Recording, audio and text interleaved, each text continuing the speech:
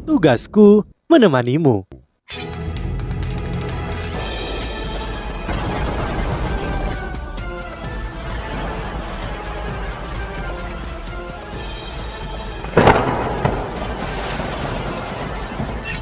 Hai sahabat Pasuk, kembali lagi bersama alur cerita versi novel Solen 2 Sekte Tang yang tak tertandingi.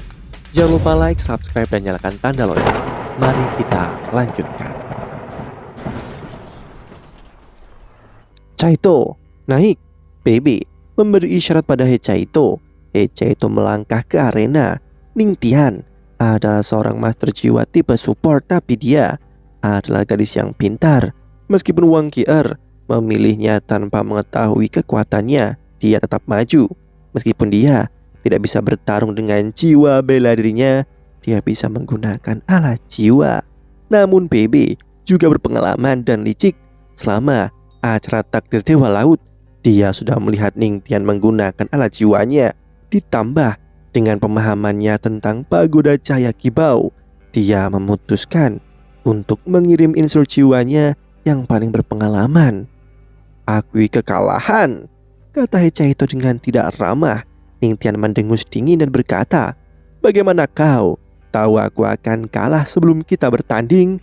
Saat dia mengatakan itu, sepasang sayap menjulur ke belakang dan cahaya muncul. Ini membawa tubuh mungilnya ke udara. Itu adalah alat jiwa tipe terbang. Tidak hanya itu, seluruh tubuh Ning Tian menjadi dipersenjatai. Sebuah meriam jiwa memposisikan dirinya di bahunya, dan banyak alat jiwa berubah menjadi baju besi di seluruh tubuhnya. Kekuatan jiwanya berkumpul dan meriam jiwanya meledak ke arah He Caito. He Caito memandang tanpa daya. Dia mengangkat tangan kanannya dan cahaya putih melintas. Peluru meriam Ning Tian telah dirilis meledak ke udara. Seperti transformator, suara logam bergema dari tubuh He Caito. Meriam tebal yang tak terhitung jumlahnya muncul di sekujur tubuhnya, mengunci Ning Tian seperti target di langit. Di antara 7 maksud Rick, siapa yang terkuat? Jika seseorang bertanya kepada Yu Hao, dia akan menjawab bahwa dalam kondisi tertentu, ketika jarak antara para petarung lebih dari 200 meter, senior keduanya adalah yang terkuat. Penelitian He Caito mengkhususkan diri dalam benteng alat jiwa dan meriam jiwa Kanari. Tujuannya adalah untuk menghasilkan jumlah kerusakan terbesar yang mungkin terjadi, karena yang lainnya belum mencapai sage jiwa 7 cincin He Caito. Sebagai insur jiwa tidak dilakukan lagi. Yang paling kuat tentu saja dia hanya mendapat keuntungan jika dia cukup jauh. Begitu master jiwa lain mendekatinya, keuntungannya akan dibatalkan. Dengan kata lain, jika BB bertarung melawan He Caito dan mereka berpisah 200 meter, He Caito mungkin akan mengalahkannya. Namun jika jarak mereka hanya 100 meter, tidak ada yang tahu siapa yang akan menang. Jika mereka hanya berjarak 50 meter, maka BB memiliki peluang lebih tinggi untuk menang. Untuk Ning Tian, meskipun gayanya adalah tipe bantu, dia berjuang sebagai insur jiwa melawan He Caito, insur jiwa teratas dari Shrek. Bagaimana dia bisa mendapatkan kesempatan? He Caito merilis rentetan serangan yang sangat terkonsentrasi terhadapnya saat dia akan menindaklanjuti. Dekan Yan Shaozi menghentikannya. Ning Tian dikalahkan. Wang Qier berdiri di samping. Selain dia, semua orang di timnya mengenakan ekspresi jelek di wajah mereka sejak awal kompetisi. Meskipun mereka memiliki keunggulan dalam hal jumlah, mereka telah kehilangan 5 putaran. Di sisi lain, hanya Wang Dong'er yang mengalah. Alat jiwa He Caito yang kuat mengejutkan semua orang. Di pihak Wang Qier, hanya Dayua Bin, Zulu, Wu Feng, dan Zhao Jinsuan yang tersisa. Wang Qier berbalik untuk melihat rekan satu timnya dan mendesah dalam hatinya. Perbedaan kekuatan memang sangat kuat. Tim Yu Hao masih dipenuhi energi. Akan sangat sulit bagi mereka untuk memenangkan pertarungan ini. Meskipun begitu, dia tidak bisa membiarkan moral timnya benar-benar habis. Dia harus membangkitkan semangat mereka pada titik ini. Wang Qier berkata dengan tenang, "Aku naik berikutnya." Dengan itu, dia berjalan ke tengah arena. Ketika mereka menyaksikan Wang Qier melangkah, Dewa Bin dan yang lainnya yang belum bertempur terpana dari sudut pandang mereka. Mereka berpikir bahwa pengaturan Wang Qier adalah acak. Mereka tidak pernah berharap ini terjadi. Ketika Wang Qier muncul, ekspresi santai He Chaito berubah. Hari itu, dia secara pribadi menyaksikan bagaimana Wang Qier mengalahkan Chi Chuchen. Itu sudah cukup untuk menunjukkan betapa kuatnya dia. Ketika Yan Shaoze melihat Wang Qier melangkah keluar, dia mengangguk dalam hati.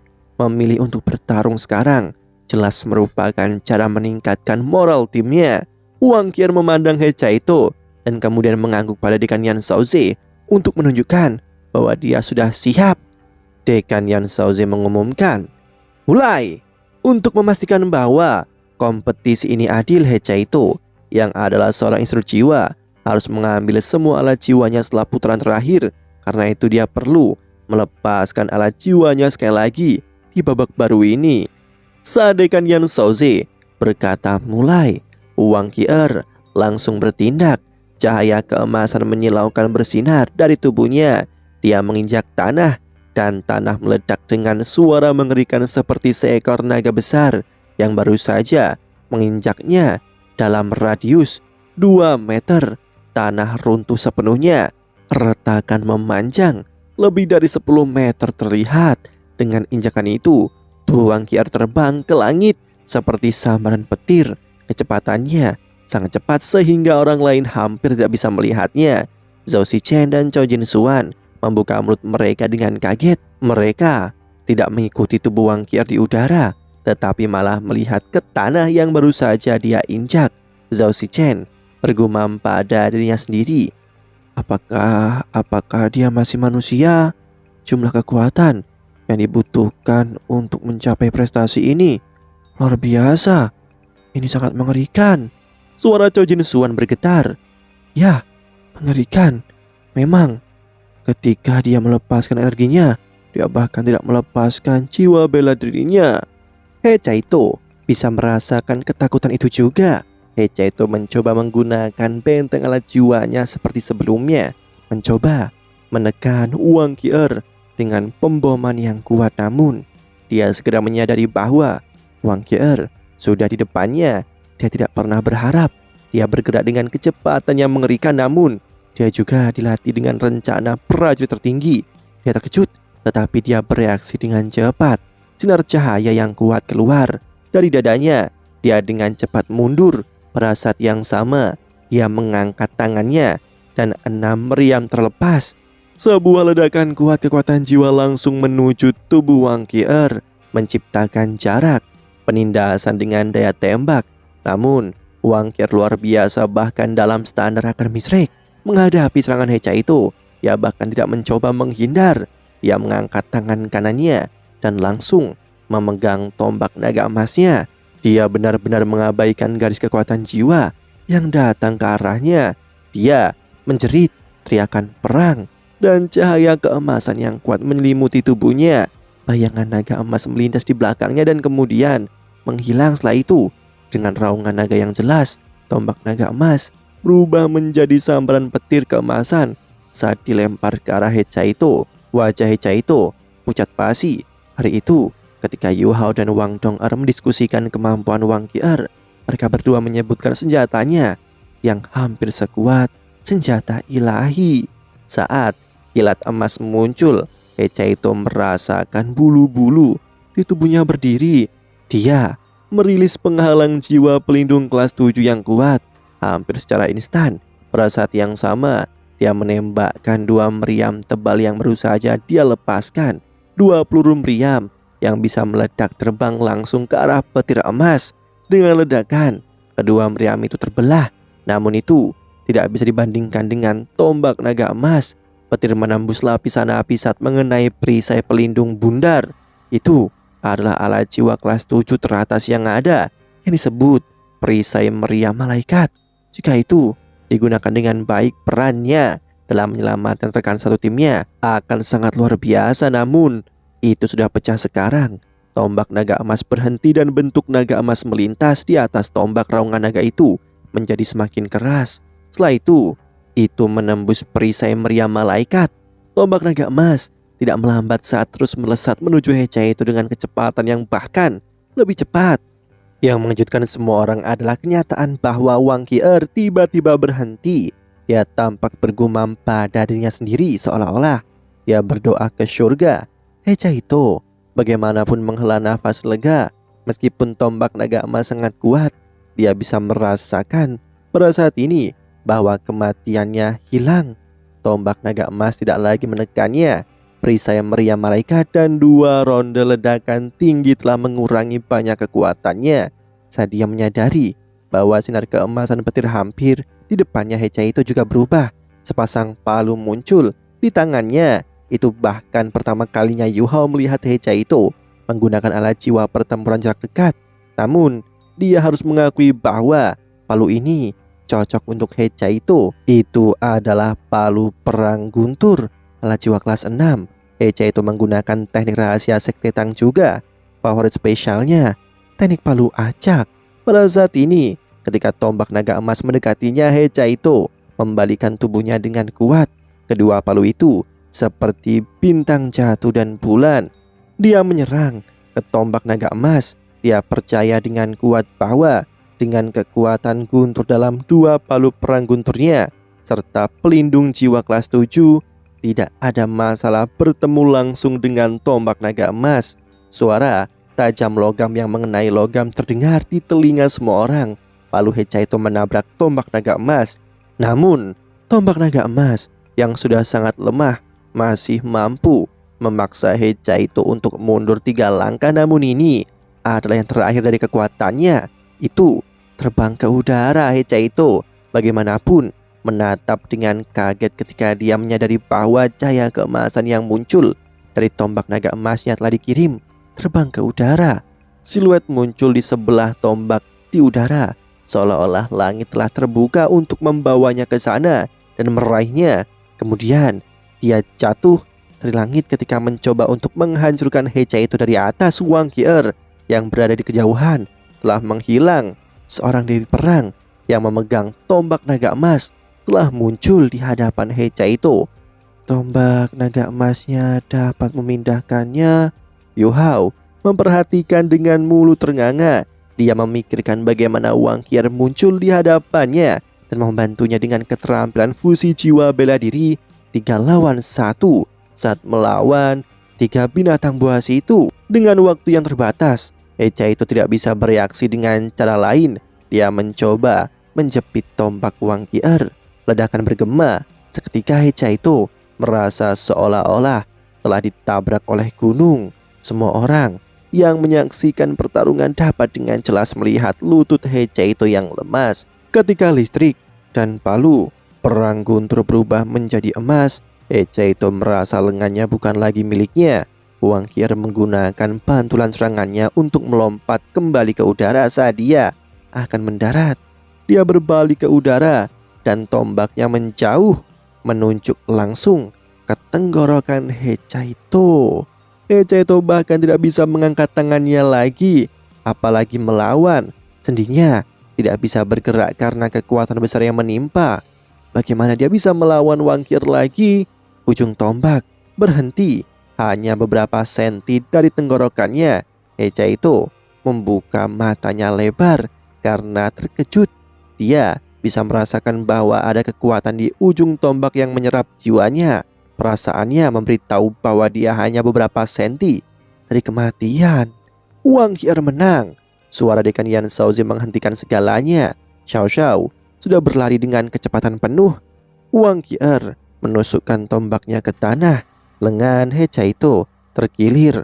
Wang Qier lalu menarik lengannya dengan paksa. Seketika dia menyentakkan lengannya kembali ke tempatnya.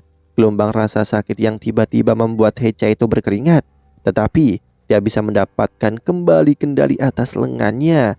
Terima kasih, kata Hechaiito dengan senyum pahit.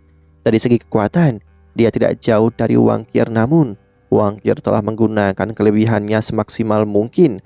Ketika Wang Qier mendekati Hechaiito, Yu Hao sudah menutup matanya dalam pertempuran jarak dekat. Hechaiito tidak memiliki peluang melawan Wang Qier. Hechaiito Kamu baik-baik saja? Xiao Xiao berlari menghampirinya dan meraih lengannya. Wajahnya penuh kekhawatiran. Hecai itu tertawa kecil dan berkata, bukan apa-apa, hanya dislokasi. Wang Qi membantuku mengembalikannya. Sungguh kuat. Aku kalah. Dia memberi Wang Qi acungan jempol. Meskipun dia kalah, dia tidak mengalami depresi. Dia menarik dirinya kembali ke sudut timnya dengan Xiao Xiao. Hanya Xiao Xiao yang bisa merasakan itu sampai sekarang. Lengan Hecai itu masih bergetar. Bukti betapa kuatnya serangan Wang Qi. Ketika Wang Qi mengalahkan Hecai itu, wajah rekan-rekan setimnya menunjukkan beberapa ekspresi yang dengan perubahan terbesar adalah Dai Yuheng ketika dia melihat tombak Wang Qi menghantam palu, memaksa Hecai itu ke tanah. Tenggorokan Dewa Bin menegang saat dia menelan. Dia tidak tahu apa hasilnya jika dia menghadapi tombaknya secara langsung sendirian. Orang bisa mengatakan bahwa ini adalah kemenangan pertama mereka. Kekuatan Wang Qi membuat semua rekan timnya kehilangan keraguan tentangnya. Ledakan dan lamanya pertempuran menyebabkannya berakhir dalam sekejap mata. BB memandangi timnya dengan menepuk pundak Yu Hao dengan ringan dan berkata, pergilah Yu Hao. Kenapa aku, kakak? Yu Hao menatap BB dengan wajah polos. BB berkata dengan alami, kamu mengerti yang terbaik selanjutnya. Ketika kamu meminta kami untuk membantumu menjaga Cicuo Chen, apakah kami menolakmu? Pergi. Saatnya untuk membiarkan mereka melihat seberapa kuat kamu. Kamu bisa melakukannya. Yu Hao memandang rekan timnya seolah-olah dia memohon mereka untuk melakukan sesuatu, namun mereka semua berpura-pura tidak melihatnya. Bahkan Wang Dong melakukannya dengan tak berdaya dan enggan. Yu Hao berjalan keluar. Dia tidak ingin menghadapi Wang Qi, bukan hanya karena betapa kuatnya dia, tetapi juga karena hubungan aneh yang mereka berdua miliki. Dia tidak tahu bagaimana dia harus menghadapinya. Ketika Wang Qi memperhatikan bahwa Yu Hao yang keluar, ekspresinya berubah. Kemudian dia menjentikkan pergelangan tangannya dan menarik tombak naga emasnya keluar dari tanah, mengarahkan ujungnya tepat ke Yu Hao. Dari kejauhan, Penatua Suan dan Dekan Cai Mi mengangguk. Yu Hao versus Wang Qi, ini adalah pertarungan yang sangat layak ditonton. Satu sisi menggunakan kekuatan es pamungkas dan adalah seorang master jiwa bela diri kembar. Yang lain adalah salah satu dengan jiwa bela diri kekuatan tertinggi, yaitu kekuatan pamungkas. Pertandingan antara keduanya secara alami akan sangat menarik. Bahkan Penatua Suan ingin melihat siapa yang paling kuat dari keduanya. Lagi pula, hanya ketika kekuatan mereka serupa, mereka bisa menggunakan kekuatan penuh mereka. Ketika dia melihat Wang Qi, mata Yu Hao muncul sedikit ketidakberdayaan. Dia mengangguk padanya dan berkata, mohon berbelas kasihan. Wang Qi mendengus. Dia perlahan mengangkat tombak naga emasnya dan matanya menyala. Tidak mungkin dia menunjukkan belas kasihan. Dekan Yan Shaoze memandang mereka berdua dan sebuah senyuman merayap di wajahnya. Dia berkata, ingat, jangan benar-benar mengambil darah. Mulai. Wang Qi mulai bergerak. Ia menghentakkan kaki dan tubuhnya meluncur lurus menuju Yu Hao. Ketika Dekan Yan Shaoze melihat lubang yang ditinggalkannya, hati Yan Shaoze terasa sakit. Kami butuh uang untuk memperbaiki lahan lagi. Dengan kekuatan gadis ini, bahan apa yang harus kita gunakan untuk mencegahnya meninggalkan lubang lagi? Yu Hao tidak punya keinginan untuk mengadu kecepatan melawan Wang Qi. Dengan kekuatan yang kuat, ledakan jarak pendek Wang Qi memungkinkan kecepatannya melebihi dari seorang sage jiwa 7 cincin. Saat dia menyaksikan Wang Qi berjubah emas melesat ke arahnya, tatapan Yu Hao berubah tajam. Siluet oranye keemasan muncul di belakangnya. Putri salju yang manis sekali lagi muncul dan memandang polos ke arah Wang Qi yang bergegas ke arahnya dengan kecepatan tinggi. Yu Hao tidak mundur. Lapisan kuat cahaya emas bersinar dari tubuhnya dan matanya tiba-tiba berubah cerah. Bisakah? Apakah dia ingin bertabrakan langsung dengannya? Semua orang berseru dalam hati mereka. Mereka tidak bisa tidak mengagumi keberanian Yu Hao saat ini. Cincin jiwa di tubuh Yu Hao mulai bersinar. Lingkaran putih melebar. Itu adalah pelemahan. Sebagai master jiwa tipe kontrol, Mustahil baginya untuk berbenturan langsung dengan tanpa melemahkannya. Setelah pelemahan, dia menggunakan kebingungan spiritual pada Wang Qier. Yu Hao memang licik, namun dengan kekuatan garis keturunan naga emas, Wang Qier mampu mengurangi kekuatan pelemahan lebih dari 80%. Namun setelah ia dihentikan oleh kebingungan spiritual, dia langsung linglung. Pada saat ini, Yu Hao melepaskan Spirit Shock. Dalam hati, Yu Hao berkata sebagai serangan tipe spiritual, "Kamu tidak bisa memblokirnya, bahkan jika kamu tahu apa ini." Kepala Wang Qier tersentak karena Spirit Shock. Tepat saat dia akan melanjutkan kontrol atas tubuhnya, dia kehilangannya sekali lagi ketika dia jatuh ke tanah. Pada saat ini Yu Hao melesat dengan 4 pendorong jiwanya. Seluruh tubuhnya bersinar dengan cahaya keemasan. Yu Hao terbang menuju Wang Qier dengan kecepatan kilat. Dia meninju dengan tangan kanannya dan mengirimnya terbang. Pengaturan waktu dan keterampilan jiwa. Yu Hao melakukan semua ini dengan sempurna. Dengan kemampuan tipe kontrol Yu Hao, dia memiliki keuntungan absolut. Namun sama seperti semua orang mengira Yu Hao menang dengan pukulannya, Wang Qier yang telah dikirim terbang tiba-tiba membalikkan tubuhnya. Tentu saja dia tidak melepaskan diri dari gravitasi. Yang mendukung tubuhnya adalah tombak naga emas di tangan kanannya. Ternyata Wang Qier mampu membebaskan diri dari Spirit Shock Yu Hao. Kemudian dia dengan cepat memantapkan tubuhnya saat dia memukul Yu Hao kembali. Saat tinju mereka bertanding, ledakan rendah bisa terdengar di udara. Tubuh Yu Hao dikirim terbang. Wang Qier tersenyum. Mereka membandingkan kekuatan mentah, dan dia memiliki jiwa bela diri kekuatan pamungkas. Demikianlah kisah untuk kali ini. Sahabat Pasuk, jangan sedih, jangan bimbang, apalagi galau, karena aku kan selalu menemanimu.